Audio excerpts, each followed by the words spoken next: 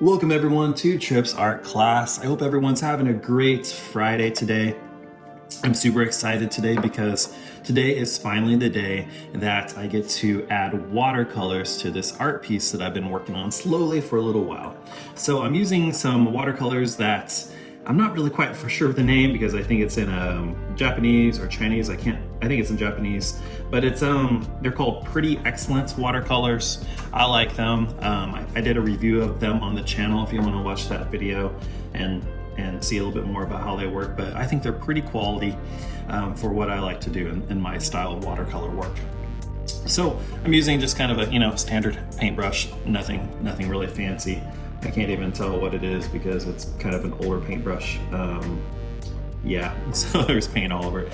So I did some fun stuff with this page. This first part right here, I used marker, and for the bottom characters, I used color pencil to kind of see if I could emulate the style. And I think I did to a certain degree. Obviously, the markers are a little bit more bright and vibrant, and the color pencils aren't as much, but I think the value is still pretty much the same. So what I'm going to do here, and when you use watercolors, it's always good to have a piece of scratch paper handy, and that's what I have right here, so I can kind of get a better glimpse of the colors.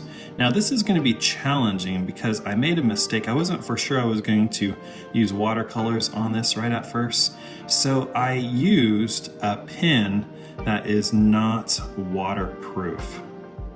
So, and an artist that I love to follow, Jim Food, aka Food One. I think he's an artist in Los Angeles. I think he's still in Los Angeles, but he uses the Pentel calligraphy brush pen. So I started using that. He likes it when all the waters kind of run, and he makes it part of his style. I haven't really gotten to that point yet, so it's still, to me right now, it is a challenge. So we're gonna see how we do on this challenge of getting these colors all kind of run together. See how that kind of works. So it's kind of fun and problematic at the same exact time.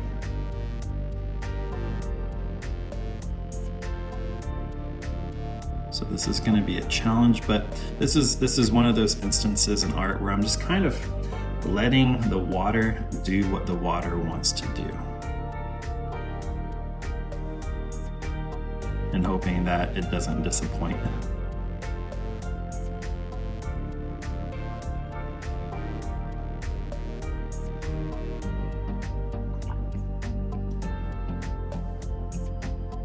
I've heard artists before say, have faith in your process. Once you've developed a process, just stick to it and believe that it's gonna work out despite what's currently going on. So that's kind of what I'm doing right now. It's kind of looking kind of wicked awesome in a way. Now what I'm using the scratch piece of paper for over here is I'm almost kind of blending my own colors to get what I really want. Just like how a lot of artists say, don't paint straight from the tube. Don't get acrylic paints and just copy those colors exactly, kind of mix up your own. That's kind of what I'm doing here. But I'm using it with watercolors. I'm creating, blending out my own colors on this piece of kind of like a cardstock paper. I kind of like to use cardstock paper for that because it's just a little bit thicker.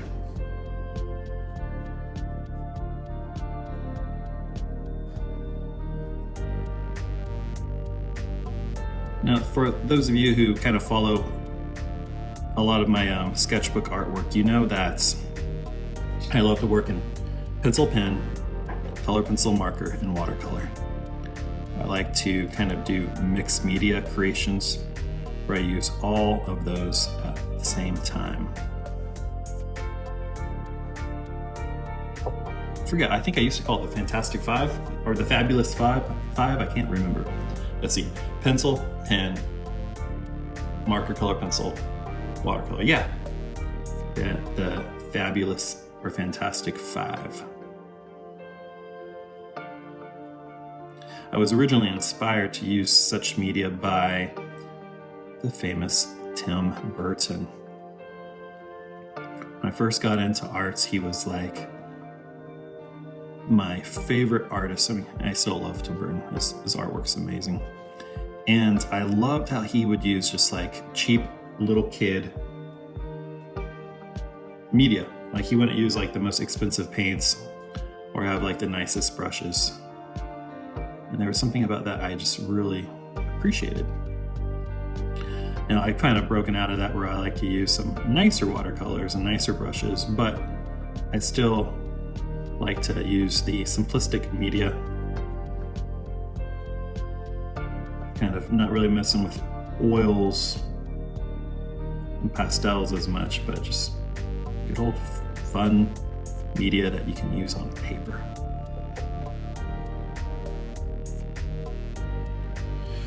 So that's what I'm working on right now. So it is 2021, beginning of 2021. It's already been kind of a crazy 21. Very interesting things going on in our world. And some advice, or what have I learned? I don't even want to call it advice, from what I've learned. Try to take a sip of my tea. What have I kind of learned from a lot of my experience in life? Often learning the hard way, is to have patience with people. And that is so hard because so many people seem so destructive. They just destroy. And if you're like me, and you probably are, you want to see this world fixed. You want to see this world built up. You want to see people bring life to this world. And then it feels like other people are just trying to destroy things and tear things down.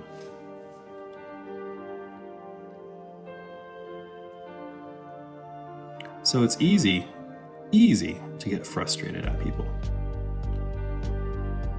But what I've kind of learned is to be kind. Well, I didn't learn that.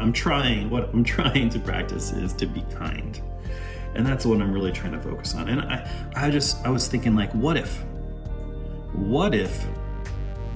every single word out of our mouths for the rest of our lives were encouraging, were life-giving, lifted people up. Now I understand there's time for what we call tough love, where we do have to be stern with people, but imagine if the majority of our words, just the majority, were uplifting, were life-giving. I mean, can you imagine meeting someone? Maybe you have. Can you imagine meeting someone who you never ever heard say anything negative? Would you want to be friends with that person? I think I would. Sometimes I meet up with old buddies and friends, and we go to lunch just to catch up. And some friends I have, it's just negative this, negative that the world's so bad, and this and that. And after you have lunch, you're kind of drained and worn out. But then I have these other friends where we'll have lunch, and afterwards I feel like I'm ready to take on the world. I mean, it's just like everything they said was just positive. It makes me think, which person do I want to be?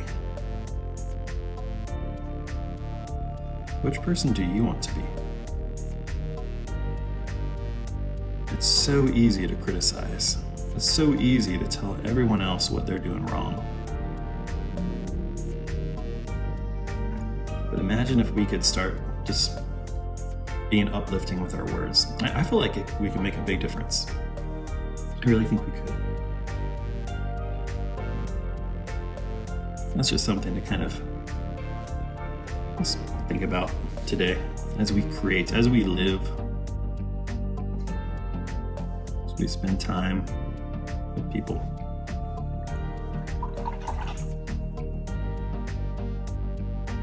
And then patience. It's so easy just to lose our cool, get angry and frustrated at people.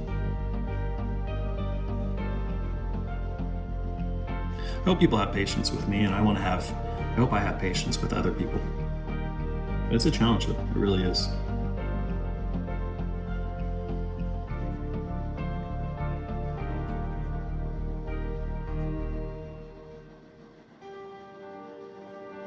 Kind of giving the eyes a slight watered down red color. Here we go. So with watercolors, I always encourage people to paint in layers.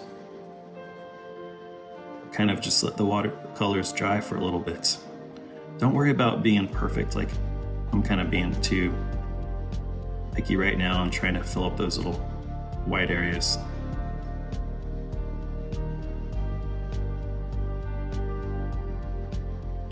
What I noticed a lot about people, though, is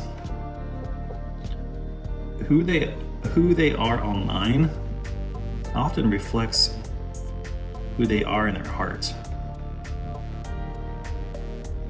I know a lot of people don't see that. They think when they're online, they're just like this different person and they can say and do what they want. But imagine if we were encouraging even on social media, where everything you said was still encouraging. Even to strangers. Even to people that kind of aren't nice. I mean, it's easy to be nice to people that are nice to you, right? But it's like, can we be nice? Can we be loving and kind to the people who aren't loving and kind to ourselves? I think when we get to that point where we're kind to the people that aren't kind to us, that's where the world starts to change. That's where a difference is made.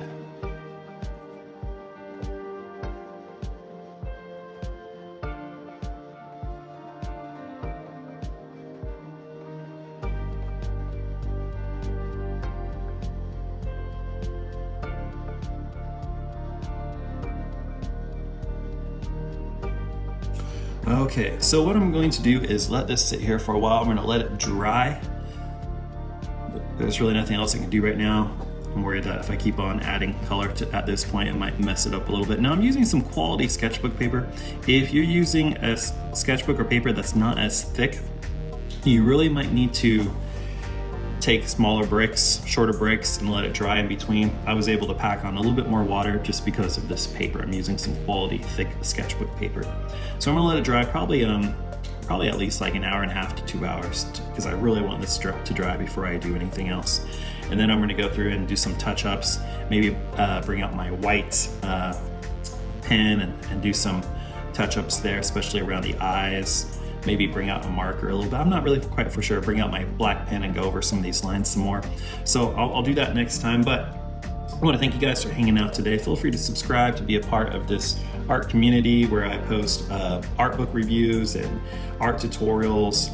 And I just thank you for hanging out here today.